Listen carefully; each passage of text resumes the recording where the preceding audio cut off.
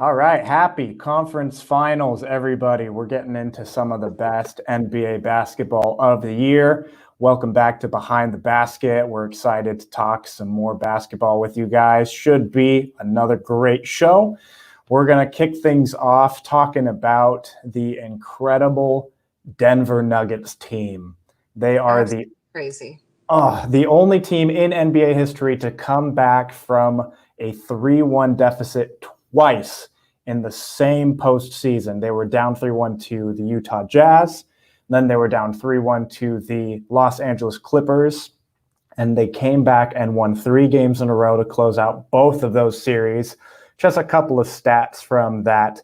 Nikola Jokic, the star center of the Nuggets, the first player in NBA postseason history to record a 20-rebound triple-double in a Game 7, and the only player to do it in any playoff games besides Kevin Garnett and Tim Duncan.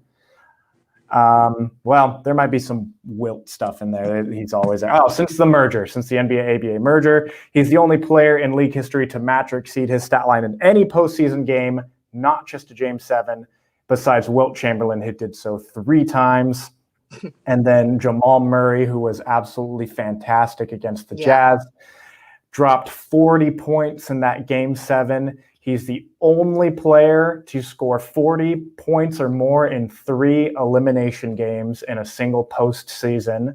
And his 13 unassisted clutch field goals, which is in the last 2 minutes of a game when the score is within not very much, like 5, I think is the number they use. The only players who've recorded more unassisted clutch field goals than Jamal Murray in a single playoffs are LeBron James, Dwayne Wade, Kawhi Leonard, and Michael Jordan. Just phenomenal stuff from these guys. Yeah, I was going to say I guess you kind of said the stat about Jamal Murray is that he's the youngest player to score 40 points in a Game 7, except for LeBron, who they're coming up next. I think it says a lot about Coach Malone. I mean, to be able to make those changes in just like the right amount of time to be able to come back and win, it says a lot about him. I'm excited to see where this next series goes, but I think that I don't know. I don't really know who I think is going to win that. I know everybody's going to say the Lakers, and I just can't. I can't get on board with the Laker hype train. Yeah, well, I don't think anyone can count out Denver at this point after those 2 series. It's so weird. There's all these jokes that Denver should ask to start the series down 3-1 against the Lakers. So, I was thinking about that today as well, where people are giving a lot of props to Jokic and Murray with good reason. But the postseason, it comes down a lot to coaching adjustments and how your star players perform. Mm-hmm. So the Nugget stars did very well, Jokic and Murray. Mm-hmm. And then coaching adjustments really set them apart. A lot of people are breaking down the Bucks, who were championship favorites. Their loss to the Heat, people are kind of attributing it to a lack of coaching adjustments, which is what Eric Spoelstra, head coach of the Heat, and Brad Stevens, head coach of the Celtics, are really, really good at. And we'll get to their series later. So, definitely props to Mike Malone. He's doing some great stuff. And, if you had to guess how this series is going to end up, Nuggets-Lakers, what do you think is going to happen? Realistically, I think the Lakers are going to win in like 6 games. Do I want them to win? Not at all. I would love to see. We need to ask our question real quick. Oh, yes. Talking about Denver Nuggets. Question of the week. Yeah, we're getting a little too excited about this. Who is your favorite underdog team? We're asking that because the Denver Nuggets, they're an underdog team right now. They've come back from their deficit twice, where when you're down 3-1, you're not favored to win. And now they are an underdog facing the Lakers. There's a lot of great underdog teams in history. One of my personal favorites is a Georgetown college basketball team where they were like ranked 10th or 13th, or they were a 10th or 13th seed, which means they're ranked like 50th or something, and made it to the Final Four in the NCAA tournament. That was a super fun team to watch. 2001 76ers led by Allen Iverson. That's possibly one of the worst teams to make the NBA Finals. So that's a very good one. Who's your favorite underdog team? Right now, it would be the Nuggets, but I mean, it's my favorite team for anything. It's the Rockets. Or, okay, in 2015, me and my dad, we are season ticket holders for the the Houston Cougars football team. Okay. And so we are normally at every game. And that season, they went to the Peach Bowl and they were playing Florida State Seminoles. And of course, they were the underdog. During halftime, I remember going down and Florida fans were saying that they were basically playing a high school team. And they came back to win. I think it was like 38 to 20 something. I don't know. I have it on a shirt somewhere. But that was my favorite underdog moment for sure. It's amazing. Such a good season. They had Greg Ward, but that's football.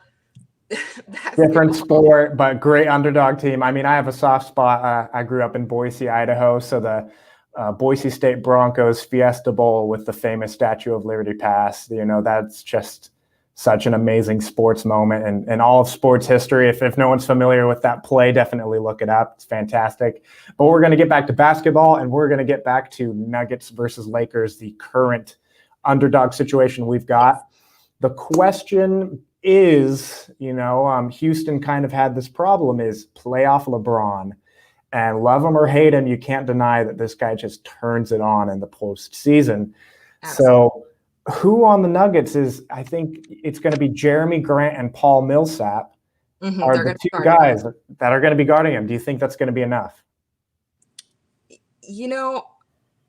I don't know, but I don't know that it will completely come down to just LeBron. I mean, apparently playoff Rondo is a thing. Yeah. So, I mean, right now he's going to be out. Have they started playing yet today? Are they playing today? They play tomorrow, I believe. Okay. So he's going to be out for game 1. He has back spasms, or he's questionable. He's questionable. And, but I mean, they had people just going off. Morris making all of his threes. I think it's going to be more than just if they can stop LeBron. But they have Millsap, and who was the other one? Jeremy Grant is probably the other defender that they'll have, but he might also be in charge of Anthony Davis. Those are two big guys. Yeah.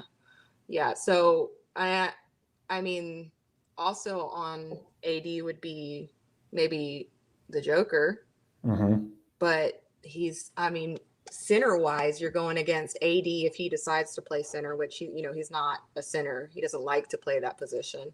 Right. But you've got him, you've got JaVale McGee, Dwight Howard. All of them have their own things that they're good at. So I don't know. Let's see. Yeah, it definitely looks on paper in the Lakers' favor, because if you look at these two teams, they're a little top heavy. For example, the Lakers, they've got LeBron and Anthony Davis, and then the rest. Those two are clearly head and shoulders above their teammates as far as talent level, as far as accolades. And then you go to Denver. Paul Millsap's had a great career, but he's kind of on the decline. He's getting older. He's not as agile as he used to be. So it's Jokic and Murray are your duo. And, I could debate all day about how Jokic is the best center in the league, but you can't like Jamal Murray doesn't hold a candle to a guy like LeBron James. So their dynamic duo is on paper kind of a lower tier than LA. So if the Nuggets duo can really just come out firing like they have in these last elimination games, it might end up coming down to who has a better supporting cast. Can Michael Porter Jr. turn it on? Is playoff Rondo going to keep doing what he does? Is Kuzma going to have some good games? I'm hoping it's closer than people think. In the regular season, the Lakers bench outscored the Nuggets bench all year long. But since then, hey, Heather. Hi, Heather. But since then, the Nuggets have really started picking up. They've gotten better here in the playoffs. They're going to have to watch their rebounds They definitely got out rebounded during regular season. But those extra possessions are going to be critical for them because they have like a below average 3-point shooting, or I think it's like 35 point. I wrote it down somewhere. Yeah, 35.9% in playoffs, but that's lower than most other teams, you know? Right. But that's one thing that Jokic has that like his counterpart, I guess, AD doesn't, is that he can shoot threes. You know, I think he shoots 44%. Wow. That's and incredible. AD is all paint all day. You know, I mean, maybe some mid-range shots, but for the most part, he doesn't have. I don't know of him shooting threes. So I mean, yeah, I agree. It's gonna be close. It's all gonna depend on their scoring.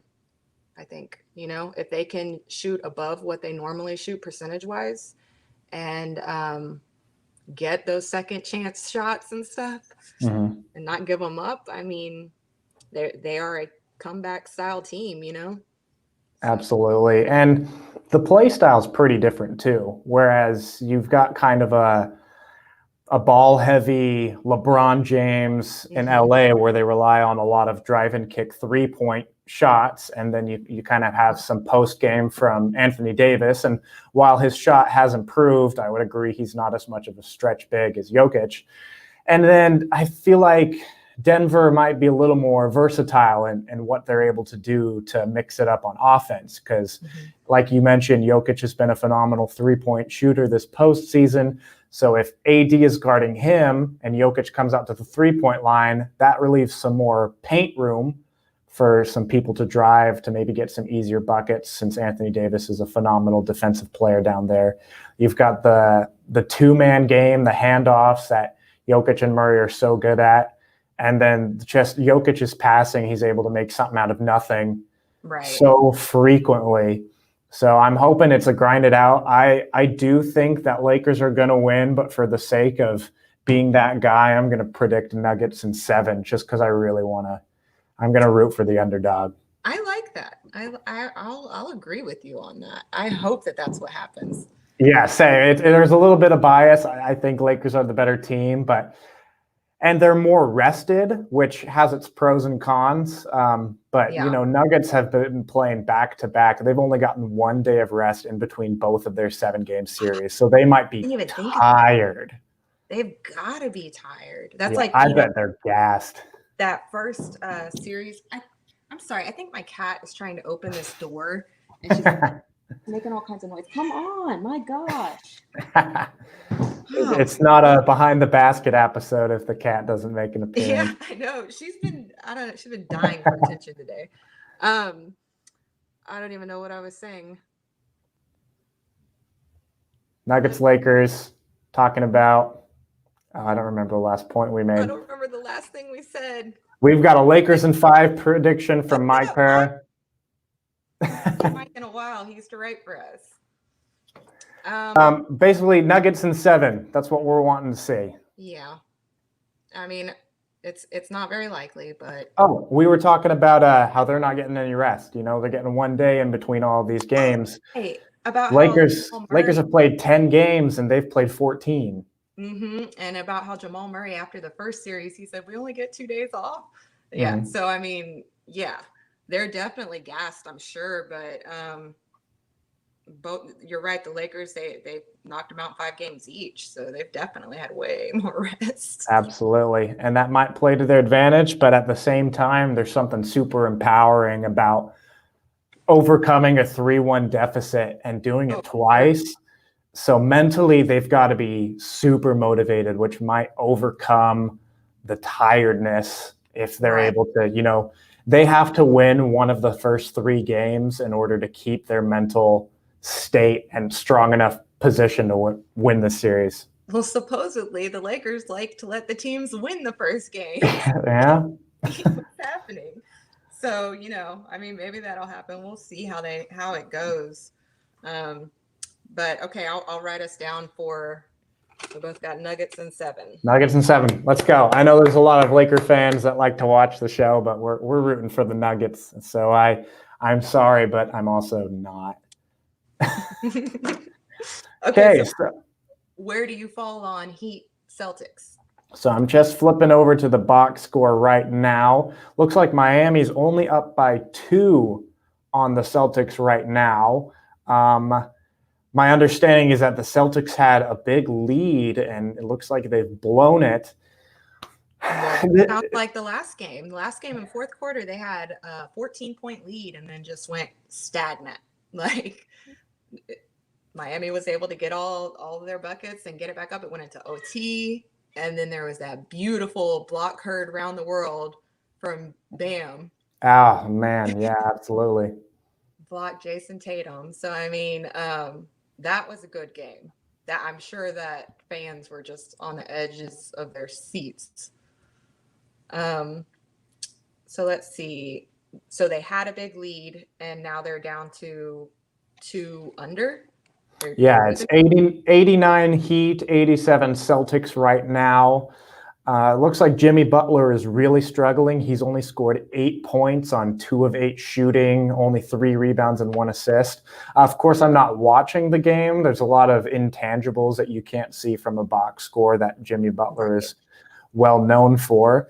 I didn't really look at this before, and I've talked about how I think these teams are similar. They've got great coaches who make adjustments, and they're a very balanced squad. But the edge that Miami has that I haven't really looked at before is just playoff experience. You look at the Celtics team, Jason Tatum and Jaylen Brown, they're 2 rising stars. I think they're going to be an all-star duo for many years. They're like, what, 22, 23? Oh, yeah. And then Kemba Walker, their star point guard, he made it to the postseason, I think, once or twice when he was in Charlotte. This is his first time ever even winning a postseason series. So not a lot of these guys have the experience that Jimmy Butler and Jay Crowder and Goran Dragic have, even though they have, and Andre Iguodala off the bench, former finals MVP. They rely on a lot of rookies like Hero and Nunn, but they have enough experience that I think will put them over the edge at the end of the series. Yeah, I feel like the Heat is going to take it. Jimmy Butler is clutch. I mean, there was a time in the offseason where how did they let them back in? Let who in? Probably the Heat to make a comeback when they were down by 16, I think they were. And I haven't been watching the game. I've been prepping for the show, so can't really tell you, Jay. But, oh, crap, I lost my train of thought again. Don't forget Haslem. Yes, he's an amazing veteran guy that they've got there. Oh, I was talking about Jimmy Butler. Man, Butler. Losing my train of thought a lot today. But, there was a period in the offseason where there was just some rumors that he was going to come to Houston, and everybody wanted it to happen. I remember that. I think the Rockets even offered 4 draft picks and some. I don't know what all was in the trade, but they turned that down, and he went to Miami, and now look at him. I mean, he really has just been balling. So I think that the Heat will take it. I would like for Boston to take it. I like the Boston team. I don't know. Let's see. They had one of their guys, the Boston had one of their guys get injured at the beginning of this game. Romeo Langford.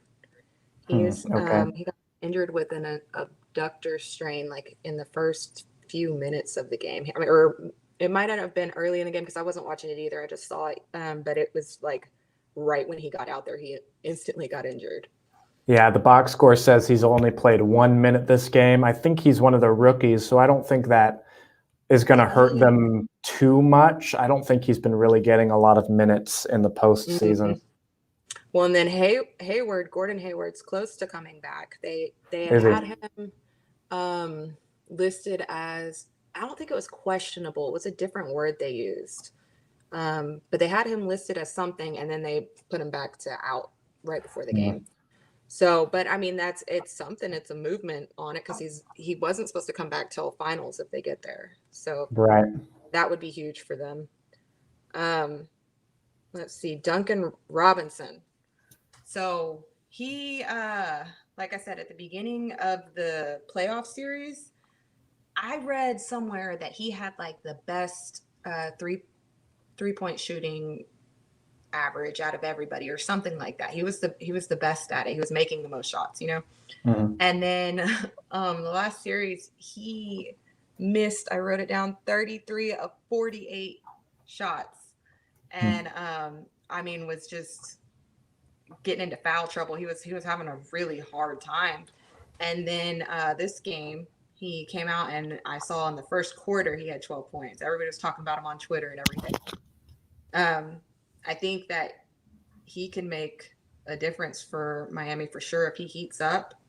But the same for Boston for Kemba Walker. He had a bad first game. He wasn't getting any. I think he went 1 for 9 from the three and 6 of 19 total, maybe. But he just had a really bad night. But either one of them, if they heat up, they're going to do huge things for their team. You know. Mhm. Let's see. Yeah, both those guys are doing better right now. Kemba Walker's got 20 points on 8 of 17. Duncan Robinson, 6 for 12 on threes. He's an interesting player because I look at him as kind of like a tall Kyle Korver, where he doesn't do much except shoot threes, and he's very, very good at it.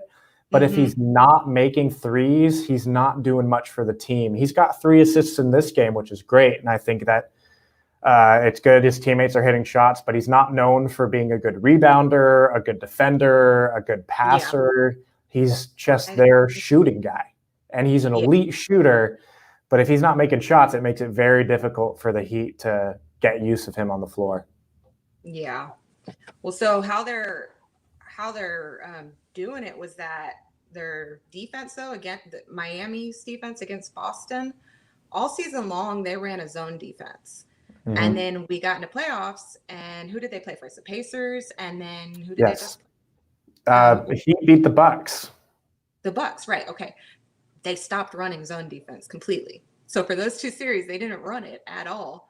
And then I guess Boston struggled against the Raptors zone defense. So coach saw that, and they started doing it the first game, and it was, I mean, somewhat effective. But everybody was saying that we think we're going to see more of that through this series since it's a weak point for Boston.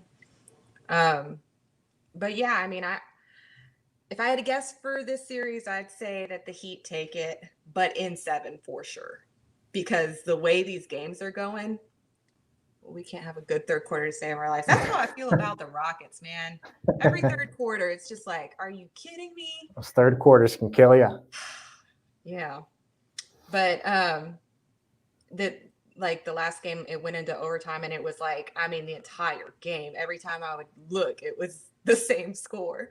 Yeah. So I definitely think it's going to go to 7 for sure. I would love for it to go to 7. Kemba struggled a lot during the Toronto series, also needs to keep playing like he is tonight for Boston to have a chance this series. I don't think it relies on Kemba, but I think it certainly helps. I think you have to rely on Jason Tatum playing really well. He's still, he's a young budding superstar. He made it to one of the all-NBA teams, if I remember correctly, which we'll touch on later. But he's still very streaky. He takes some bad shots still once in a while, and if he's really rushing things, it can really make Boston's offense fall apart. Boston's winning by 4 right now, so Kemba finally showing up. I do love Kemba Walker. I hope, if I root for the Celtics, it's going to be because of Kemba. I do like Brown and Tatum as well. Kills people because that's when adjustments occur. And we talked about, how good these 2 coaches are. And you just mentioned that zone defense and how they will use that a lot and then didn't to win those first 2 series, and then it came back. That's that coaching that gets you through the playoffs. And after the halftime, good coaches make adjustments. Yeah. I'm looking at just the NBA Twitter real quick, because they always have such great hot takes on there. Everybody's got I love watching Twitter during games. But yeah, there's a lot of people who are talking about Jimmy Butler. Good or bad? Good. There's not gonna watch the video while we're on air, but there's some video and they've got like that ghost emoji, like not ghost, like the shocked face, Mhm. with its arms up. So I would like to see what that was. I don't know what he did. Yeah, maybe he's turning it on here in the fourth quarter. Do you have, before this series started, I believe we made some predictions for the Heat Celtics. Do you have those written down? I don't remember what I said. I want to say I said Heat in 7 for a different reason than I'm going to say it now. I'm going to stick with Heat in 7 because of the veteran leadership that I didn't acknowledge before. Maybe even We Heat in both 6. said Miami in 5. We really said in 5? Mm-hmm. Because they had just came off from that Bucks win, and the Celtics. Who did I feel like I'm like just drawing blank all night. Who did they just play? They played Celtics just beat Toronto. And I think this we did it like right after the game that they lost or something. And so because they weren't like, yeah, we said Heat and Heat and 5. Tied under 3 to go. If the Heat win tonight, and they're tied right now, so it might go down to the wire. If the Heat win tonight, I don't hate the Heat in 5 pick, just because momentum isn't on anyone's side, or is on your side all the time, excuse me, unless you're the Denver Nuggets. They appear to be the comeback team. That doesn't apply to them. Right. And, the Toronto Raptors, they kind of turned things around in that series and eventually lost in 7. But I don't see a comeback coming from the Celtics as much as I would predict from another team. Mm-hmm. So if Heat wins this, I can see them winning in 5, but I think a safer prediction would be 6 if I had to change it. But I'm going to stick with Miami. Okay. I think that we stick with that too. I'm going to say Miami in 5 because I have a feeling that the Heat's going to win this game just based off of what we've said so far, like Boston dropping the lead and everything, and reading that apparently Butler's doing some crazy stuff. I think that they're going to win. I think that it's going to be Miami in 5 for sure. I agree. And I mean, for all the Celtics fans watching, I wouldn't be too worried because you've got an Eastern Conference team led by a 22-year-old and a 23-year-old. Mm-hmm. Like, that is such a good thing to build upon. So you've got to be Martin. Yeah. Sorry if you guys lose, but things are going to be Miami up by 5 now. What channel is it in? Not Game Changer. Either ESPN or TNT or ABC. Those are the only ones. Yeah, okay. ESPN. Yeah, I don't see. But yeah, Celtics have a lot to look forward to. Miami does as well, even though their star Jimmy Butler is kind of on the wrong side of age as far as hitting your prime in the NBA is. But he's 31. He's around there, and that means he's at the top of his game. Right. But Bam is young. They've got Robinson is fairly young, I think, and Nunn and Hero were both rookies, so still got a good core to build around in the future. Kendrick Nunn, did you say him? Mm-hmm. Yeah, he's on. Yeah. So I mean, yeah, they've definitely got a young team, and I think that both of those teams are going to be solid next year for sure. For the next few years. Yeah, for sure. Okay, so should we touch on all NBA? Well, I have a question for you first, just to kind of wrap up our postseason talk.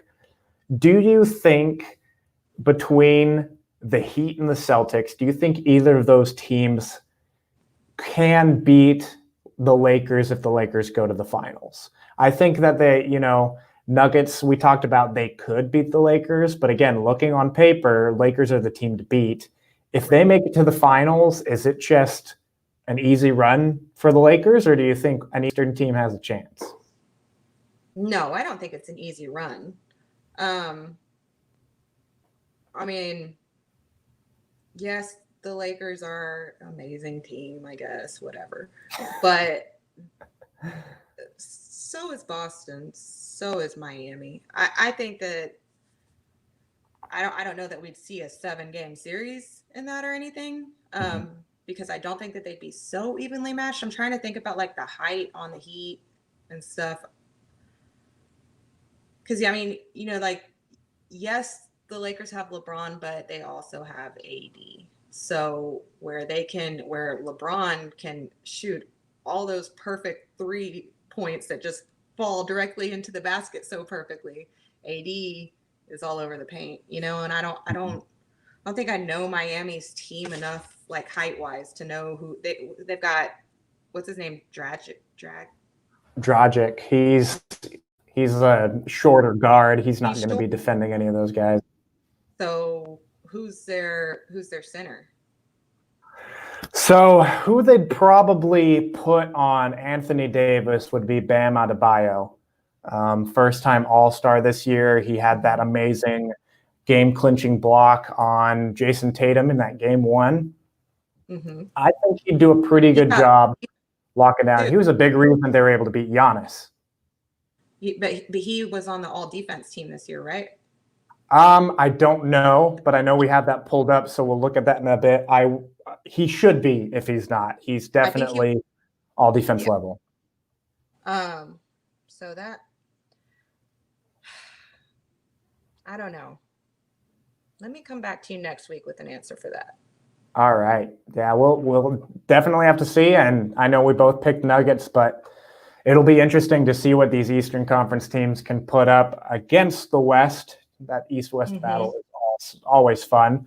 So let's take a look at some defense. Keep the core, trade for a big man with what's left. Celtics don't want to get down 2-0 or get swept. Down by 3. We're getting all of our Heat Celtics updates. It's coming down to the wire. Heat's got the 3-point lead. I'll let you know as soon as that game ends.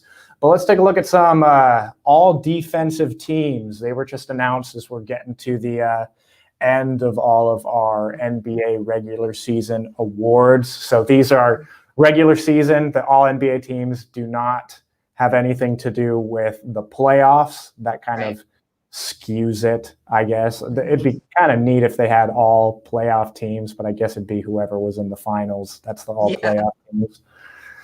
So do you have the defensive teams there in front of you? Well, I have all NBA and all rookie. So we already did all defense. Excuse me. Yeah, we're doing all NBA. We did all defense last week. Yeah. So, okay. So first team are exactly who you'd expect.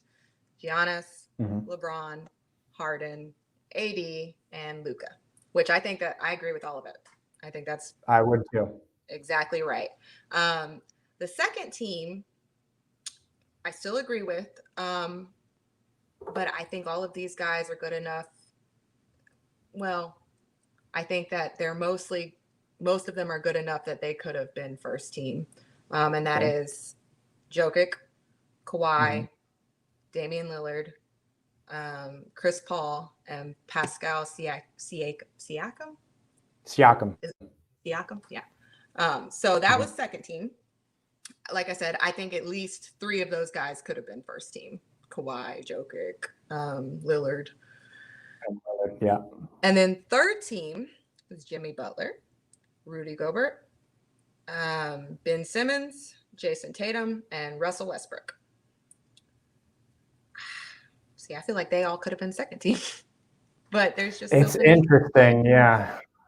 There's so many good players, and so I agree. I think the first team is spot on. I don't think you can make an argument. As good as some of these second and third team players are, I think that first team is very solid. It's top 5 guys for sure. Absolutely. Those guys are, in their own tier.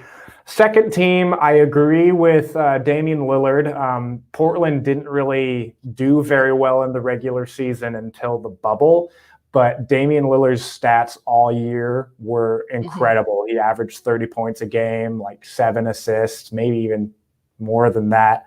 So he definitely did great. I think the questionable ones for the second team would be Pascal Siakam and Chris Paul.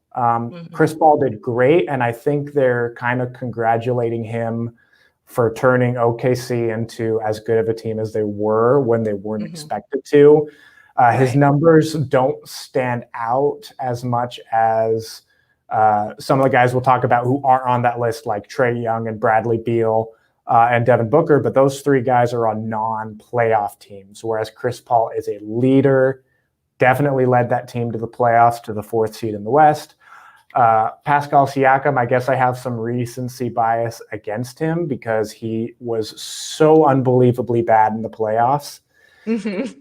So I'd have to just get that out of my mind. He was very good in the regular season, but I think I would maybe want to put him 3rd team, not 2nd, personally. So I just wanted to look at this real quick. How many times has CP3 gotten All NBA? I think it's 9. Is that what it says? Yeah, it says 8, but I don't think that they're including this year in it. It says the So list just. this would be 9th.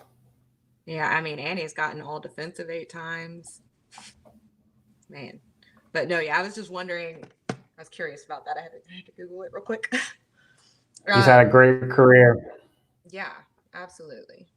So yes, the people who didn't make it, Bradley Beal. He is the only player to ever average 30 points and 6 assists and not make the All NBA team. But that kind of just shows how many amazing players there are out there to be able to score like that and not make it.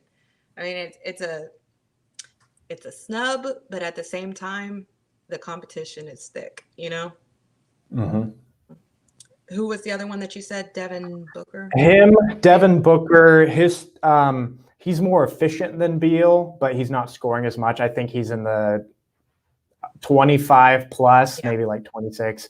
Miami just won. Miami in 5, guys. Miami in 5.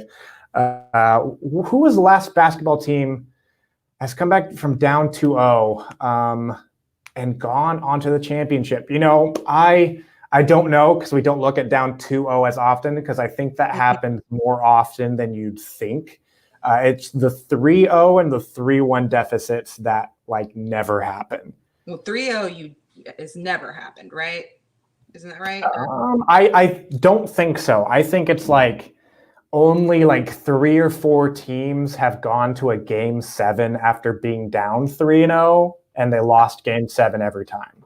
Right. They've never actually gone on, right? Right.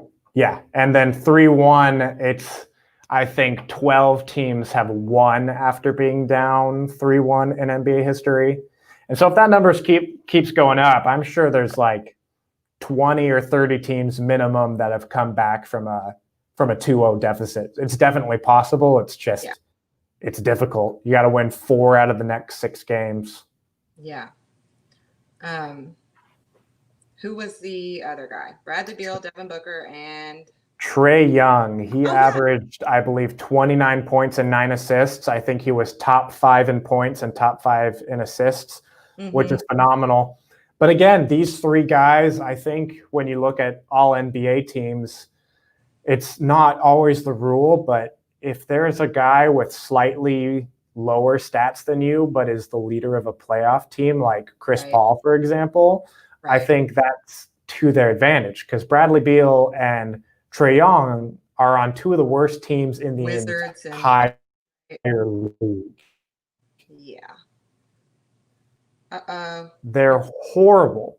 Only won games because they had Bradley Beal and Trae Young. Mm-hmm. You're lagging quite a bit. Am I cutting out a little bit? Your video is just lagging. You're like fun stuff. You love it. But I can hear you though, so at least we got that. Okay, so then we can move on to the all right, cool. All NBA rookies or all rookies NBA, whatever. Okay, so where do I have that list? I have it somewhere. Okay, so first team, Zion, of course. Kendrick Nunn from Miami. Ja Morant from the Grizzlies. I don't know how to say this guy's last name. Eric Pascal or Eric Paschal? I think it's Pascal, even though there's the H in there. Okay. He's with Warriors. And then Brandon Clark, who's also with the Grizzlies. Um, honestly, I didn't hear anything about Eric because I guess I didn't hear much about the Warriors this year. Like I really Right. wasn't watching them too much. But yeah, Kendrick Nunn and no. Oh, okay. I'm sorry. Tyler, how do you say it? Hero or Hero? Hero. Hero. He's on the second team, but they're both Good. just one. They're playing really well. Yeah, they are. Second team, we've got Tyler Hero, Terrence Davis, Colby White from the Bulls. I'm sorry. Terrence Davis is from the Raptors. PJ Washington Jr. from the Hornets. And I am going to mess up this guy's last name for sure, and maybe his first name. Rui Hachimura? Oh, Rui Hachimura. I love Rui. I think so, yeah. Nice. So he's on the Wizards. But I have a bone to pick about this one. I think that they're missing RJ Barrett. Now, what was he? I think he was drafted second this year. I think he was third. I think it went Zion, Ja, and then Barrett. Yeah, you're right. Okay. So Terrence Davis, just for a comparison against the two of them, he scored or averaged 7 points per game, whereas RJ Barrett averaged 14.3. 3.3 rebounds for Davis, 5 for Barrett. 1.3 assists, 2.6 assists, and he is literally doubling minutes on the floor. He didn't even get a second team. That's crazy to me. But I guess it kind of goes to what you're saying about like the team that they're playing on, because Terrence Davis did go to the playoffs, to the second round, and RJ Barrett did not. Yeah, but I guess, I'll use that argument for all NBA, but for all rookie, I feel like you shouldn't hold that against them, because if you think about the top rookies who get drafted, the people with the top draft picks are the worst teams. They get the best picks. Absolutely. So, I mean, Ja led his team to almost a playoff spot, and Zion did really well in his games. But in most cases, you can't really expect most rookies to just turn their team around in their first season. Exactly. So I would agree. It's about like I can't talk, like drawing like a spotlight to yourself almost, because you did so well your first year. It's not definitely not about leading your team. I think that like what Ja did and everything this year was next level. Nobody was expecting him to just come in and take over that team like that. Right. So, but yeah, I didn't really hear much about some of these guys. PJ Washington Jr. I don't really know anything about him. I want to know more about them. Yeah. So first of all, Ja Morant definitely deserved Rookie of the Year. We spoke on that earlier. First team, I think, is actually pretty solid. I think Eric Paschall is on there because they try to have that balance between guards and forwards. They don't really focus on centers anymore because there's not really many true centers anymore. So that's probably why he got first team above like maybe Tyler Hero, for example. But he had, the Warriors were garbage this year, but there's just this streak where he was like breaking some rookie records for the Warriors. He just had like a couple weeks where he just turned it on. I don't really remember what it was because it was a very short time, but he was like the lone bright spot of the season for Golden State. He kind of showed out. So I think that first team is, well-deserved for him. I know nothing about PJ Washington. Yeah. And I knew about Terrence Davis. Terrence Davis is a very good player. He's kind of one of those Daniel Tice guys where he's got the intangibles. Like he knows where to be on the floor. He's very smart, but he's not giving you huge numbers. And as much as I love to hate on the Knicks, I would agree that RJ Barrett probably could have stolen a spot there. Other than that, I think the list's good. Brandon Clark, I've been saying all year, has been very underrated, especially as far as the Grizzlies' success. And Rui Hachimura is on the Wizards team, which is just another terrible team that you're not going to hear about outside of Bradley Beal. So Right. I was looking up Eric Pascal, whatever you say his name. He had a couple like 20-point, 25-point games, and then had a career high in November of 34 points. So yeah, definitely was balling for a minute there. But then they, nothing after everything shut down, the Warriors didn't come back. So yeah, they're going to be exciting to watch next year. I mean, Curry back and Clay back. I mean, that plus who did they got Curry's, what is it, his brother-in-law? So I don't know who you're thinking of, but they traded D'Angelo Russell to the Timberwolves for Andrew Wiggins. That's who I know who they have now. No, hold on. Let me see, because he was who is Damian Lee? That's Steph Damian Curry's Lee. brother, I think. Huh. I'm pretty sure he married like Steph Curry's sister. That's kind of funny. Yeah, because I remember finding that out, and then that game, or maybe like the next game, Damian Lee was running it, I believe. I'm pretty sure it's him. Yeah, he's married to Sadell Curry. There you go. Yeah, Warriors will be interesting. If Curry and Klay Thompson can play at anywhere near the level that they were pre-injury, which is never guaranteed. Especially, Klay's been out for a long time, and Steph really struggled in the few games he did play. And part of that might be because the roster just was a lot weaker, and so defenses were able to focus on him more. But if they're back to form, Andrew Wiggins, I think, will be a really good third option on offense. And they have like the number 2 pick in the draft or something like that. Yeah. So they can get another really good person, or even, there's been talks that they might try to trade that pick. There's been Giannis to Golden State rumors, but I don't think that's going to happen, at least not in a trade. But they could potentially package that with maybe Eric Pascal, a very good young rookie, and package that for another superstar. I'm kind of over the Warriors dynasty, but I mean, they play good basketball, and Steph is pretty fun to watch, not going to lie. So it'll be fun to have them competitive again, but I'm not ready for another Warriors. Man, I loved the instant fame that he got with the Celtics. He was on the G League, and I think he got to play like his first game or something. Everybody just went crazy for him. And they would like chant his name and stuff during the games. I thought that was pretty cool. Playing wise, I don't think he did too much. I don't even know if he traveled with the Celtics for this. Did he?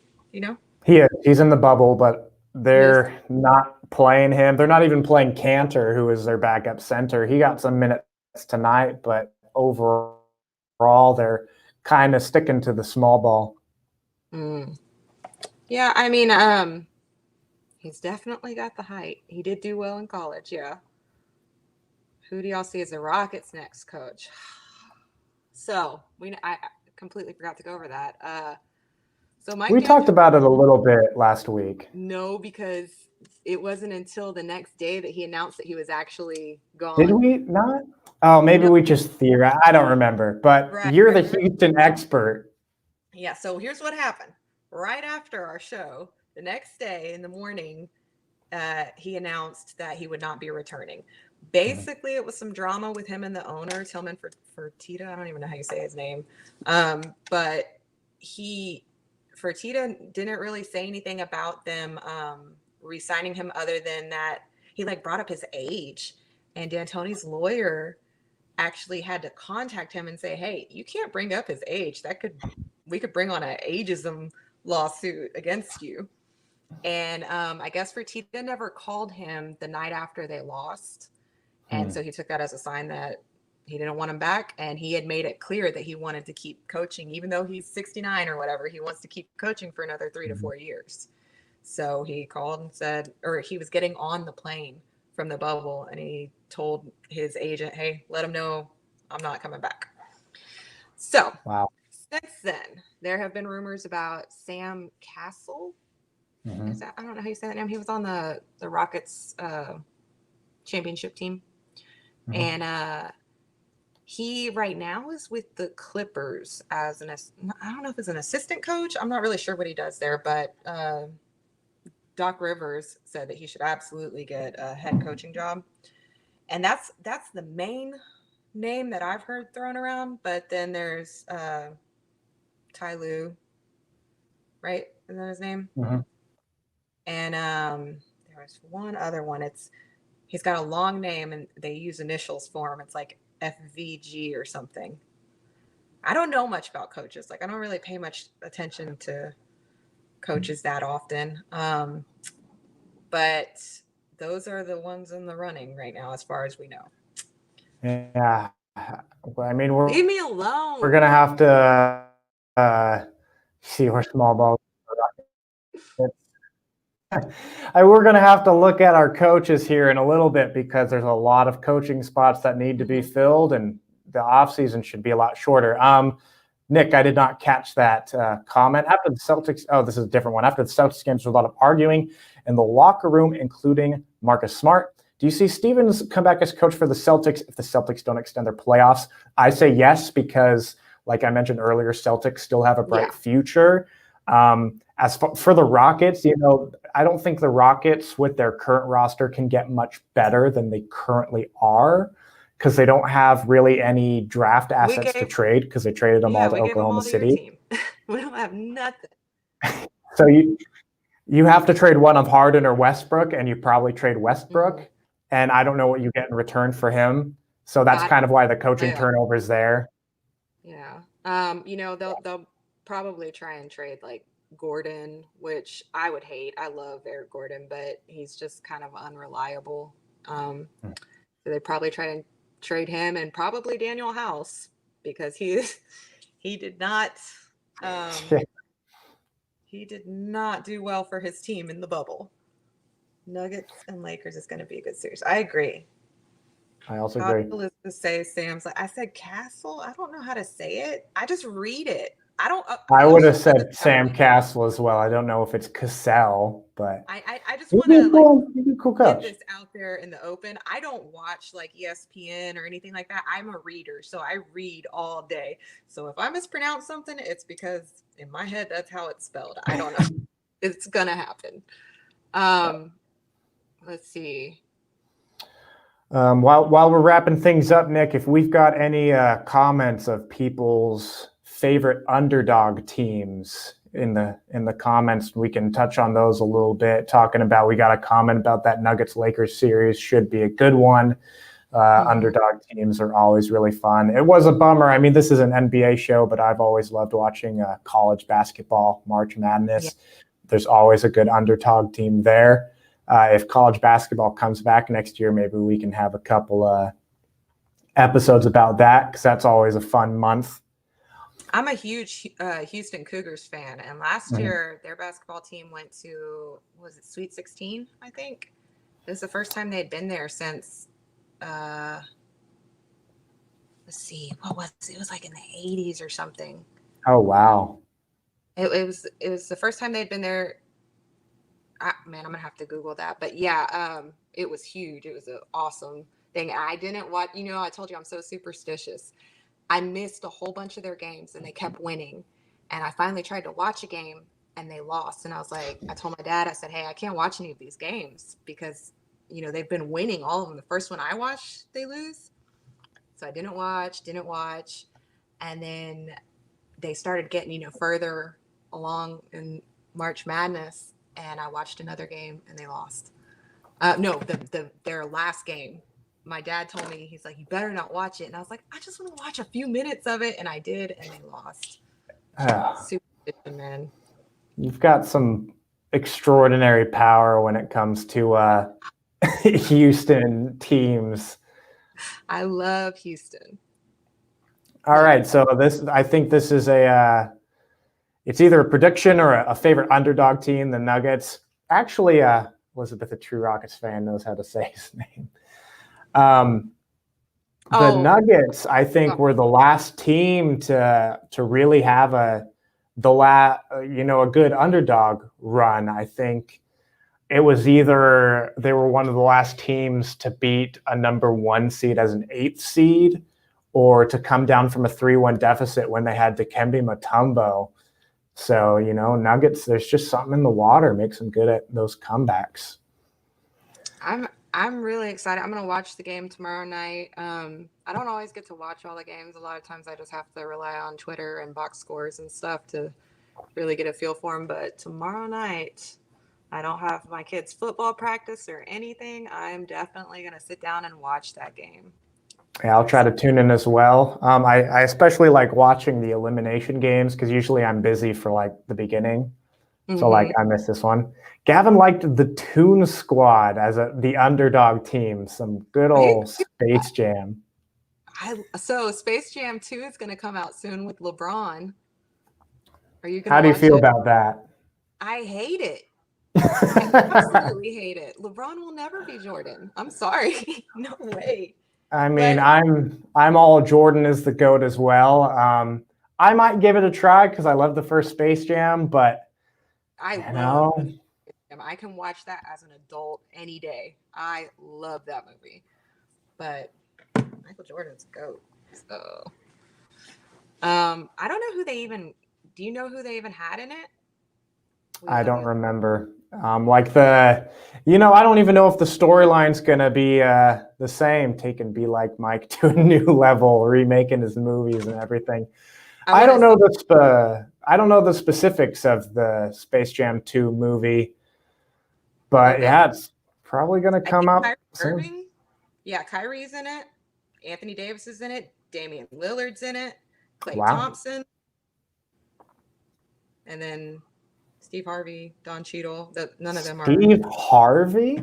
Yeah, I don't think it's interesting. He's probably a coach. No, but that's an interesting choice. We'll see. I'll give it a try. Just because I do love some good basketball movies. We'll have to do an episode on some. It will be an interesting series. Elizabeth is great. We should do an episode on basketball movies sometime. There are some amazing. Glory Road. I've never seen that. It is amazing. It's based in Texas. I don't remember which part of Texas. It's about a coach. He's going to coach a college basketball team, and he goes and recruits these players from like inner city neighborhoods. They're all African American, and it's during a time when there was still a lot of like civil rights stuff going on. This is in the 60s, I think, and he recruits these 5, 6, 7 players that are African American. MJ's only Space Jam. And, everyone's like, why would you do this? This is terrible. And there's like, some racism and stuff, and the team has a hard time, but then they bond with their teammates and they put together this underdog. I guess this could be another underdog team. He starts an all African American lineup in the NCAA series. And all the news people are just destroying them, and then they go and I think they win the whole thing, and they beat like a powerhouse schools like University of North Carolina, who's got an all-white team. It's just such a cool story about sports and the civil rights movement, and it's called, what is it?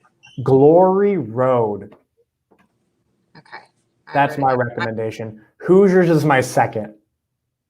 I haven't seen any of those. Air Bud, that is a classic. White Men Can't Jump, that's a nice classic. I love I'm a total girl. My favorite's Love and Basketball. Oh, I mean, it's one of them. It's such a good movie, and it's so sweet. See if we can have some game changer watch parties sometime. We can watch it's such a cheesy movie, but Thunderstruck with Kevin Durant, I actually enjoyed. I didn't even know that. I'm writing all these down. Some kid steals Kevin Durant's powers. It's like it seems like a cheesy Disney movie, but Kevin Durant's in it. I'm going to watch it. I'm going to go look all these up tonight. And I'm about to be going back to my full-time job after 6 months of quarantining. So on Monday, I go back. So I got the weekend. I will watch all of these basketball movies. Binge watch some basketball movies. Uncle Drew, I haven't seen, but I love the commercials. Showing my age, I'm in my prime. Okay, first of all. So Thunderstruck and Glory Road, and what was the other one y'all said? Was it Hoosiers? Oh, yeah. Hoosiers is amazing. It's a close second for me. And then White Men Can't Jump. I saw that when I was Woody Harrelson. Air Bud. The Way Back. I don't know that one. What's the one with Jesus Shuttlesworth, where it's Ray Allen? Can't remember what that one's called, but that's another one. But we are over time. We have hit our hour. So thanks everyone for the comments. Thanks for tuning in. We'll be here again 9 p.m. Eastern. What's up, Nick?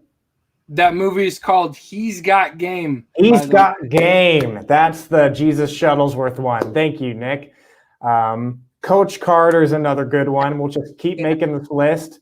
We'll make a movie review episode in the off season or something. So tune in 9 p.m. Eastern every Thursday behind the basket. We'll see you guys later. Bye.